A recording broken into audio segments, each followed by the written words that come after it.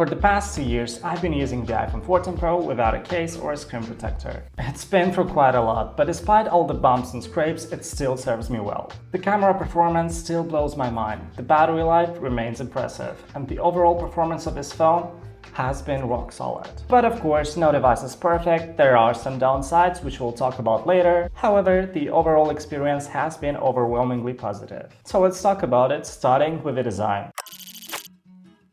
The iPhone 14 Pro doesn't come with all-new design that's simply gorgeous. It still has the sharp edges, which some of you might see as a disadvantage. But these sharp edges actually contribute to the phone's great durability. I've lost count on how many times I've dropped it. And aside from a few marks here and there, it hasn't cracked or stopped working. In fact, from just a few inches away, you wouldn't even notice that it's been for quite a few accidents. Even with the iPhone 16 set to launch next week, this design still looks and feels expensive. Apple doesn't change their design too often, and when they do, it's usually not that different, even if they say all-new design that's simply gorgeous. Alright, I'll stop, I promise. Now, the only real downside of its design is its weight. The phone weighs 206 grams. Combine that with sharp edges, and you've got people on Twitter complaining about it. It's not that deep, but the weight is something you will definitely notice. If you're wearing some light summer shorts, this phone might just pull them down.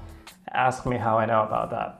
Also, after 10 to 15 minutes of doom scrolling, you'll definitely notice its weight in your pinky. But hey, maybe that will stop you from doom scrolling. Alright, let's move over to the display. When it comes to the display, there is not much to say without having to deep dive into the technical details. But here's what you need to know. The iPhone 14 Pro has an LTPO panel. This means it can dynamically adjust its refresh rate, going as low as 1 Hz to enable the always-on display, and as high as 120 Hz to give you smooth scrolling and gameplay. For example, the display adjusts the refresh rate of the video you're watching, so it doesn't refresh more time than it needs to, saving battery life. But when you're scrolling or gaming, let's say, it ramps up to 120 Hz to make everything feel smooth, and it does that while maintaining near 100% color accuracy. The display also gets impressively bright, especially in direct sunlight, reaching up to 2000 nits. This makes the screen easy to read outdoors, but you can't manually crank it up to 2000 nits. It relies on sensors, plus the brightness level doesn't last that long because it will just overheat. So while it's a cool feature and occasionally useful, it's not something that you will rely on every day. The display also supports Dolby Vision HDR, which combined with the iPhone's ability to shoot Dolby Vision makes for a vibrant and smooth experience in games and video playback. Overall, this is just a great display with very little room for improvement. Even after 2 years of use with the always-on display enabled,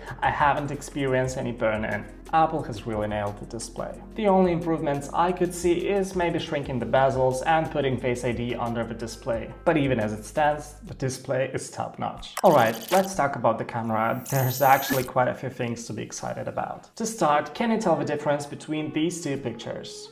One was shot on a professional mirrorless camera and the other one on the iPhone 14 Pro. It's pretty hard to tell which one is which. Okay, let's try 2 more. Go ahead and pause the video if you need to. Now, while the iPhone 14 Pro's camera isn't quite on the same level as a real camera, if you know its strengths and play to them, it can definitely pass as a proper camera. Here are a few more examples I've taken with the iPhone 14 Pro. Notice how none of its pictures look like smartphone photos. That's because iPhone can shoot in RAW, a format that captures all the data directly from the sensor, allowing you to edit the images later in post. Of course, it's still a smartphone sensor, so it struggles with some things like excessive HDR, low light, and achieving a shallow depth of field. But if you're aware of these limitations and work around them, the iPhone 14 Pro's camera will blow your mind. Even if you encounter situations like this, you could always just lower the exposure, switch to 12 megapixel RAW, or use portrait mode. By the way, if you're interested in how to use the iPhone's camera to its fullest potential, I have made several videos on the iPhone's camera settings and how to use them, so be sure to check those out. And with the iPhone 16 on the horizon, I'm working on updated guides for the iPhone 16, so subscribe so you don't miss that. ProRAW is so good that you can even print these photos, which is exactly what I did. Honestly, if you wanted to, you could print them for a billboard and nobody would notice. Portrait mode is another strength of this camera. camera. Now, some of you might be thinking, how is portrait mode any good? Because every time I take a picture with portrait mode, it straight up looks ass. But here's the thing, the iPhone uses its neural engine to learn every time you take a portrait mode shot. So the more you use it, the more accurate it becomes. Just try to avoid tricky subjects like thin flyaway hairs. Generally, portrait mode doesn't miss, but if it does, you could always fix it in post with some grain and color grading. When it comes to the regular camera mode, it still takes beautiful pictures, but you lose the flexibility to edit them.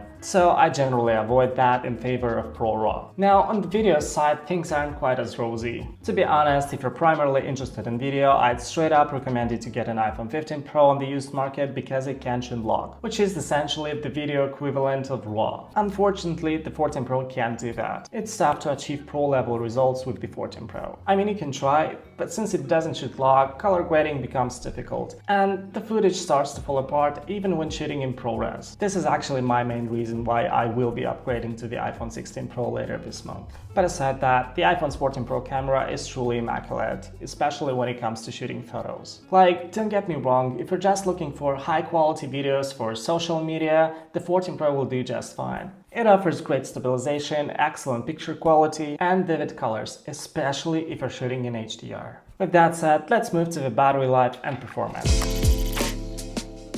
The battery life has been great, despite it having degraded more than I'd like it to. Still, unless you're watching Reels for 6 hours straight, the battery lasts a whole day. The only time when I end up with a dead phone by the end of a day is when I use the camera for a long period or use the phone to edit pictures in Lightroom. The iPhone will give all its power to execute them no matter how low the battery is, so you end up with a dead phone. But to be honest, this was also the case when the phone was new, so not much lost there. I also have to add that for the past 2 years, I've exclusively been charging my phone wirelessly, which doesn't help the battery degradation, so partial blame is on me. Nevertheless, the 14 Pro outperforms the 15, which has the same chip, by the way, even with a more degraded battery, which really goes to show how good this phone is. If I weren't upgrading to the 16 Pro this year, I would have just replaced the battery and kept going. As for the performance, it has been rock solid. There is literally nothing to complain about. I have never run into something it couldn't handle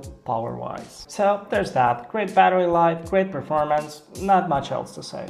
If you go on Amazon right now, prices for the 14 Pro are pretty insane. You can either barely find one or they're all refurbished, which isn't necessarily a bad thing if the refurbishment is done by Apple, but Apple doesn't sell on Amazon, so anything refurbished on Amazon is something to avoid. However, you can still find an iPhone 14 Pro on the second-hand market for a decent price. And with the iPhone 16 literally coming out next week, I expect the prices to drop even more, which will give it more value. You could also consider picking a 15 Pro on the second-hand market, but it's going to cost more and therefore it's not gonna bring as much value. Unless you're heavily into video production, that is. But if all you need is a phone with great battery life, excellent performance, top-notch cameras for photos, and a stunning display, the 14 Pro has it all. And by the way, I have a great video on what to look for when buying a used iPhone on the second-hand market, which I highly recommend you watch before you buy anything. So this all leads to the big question.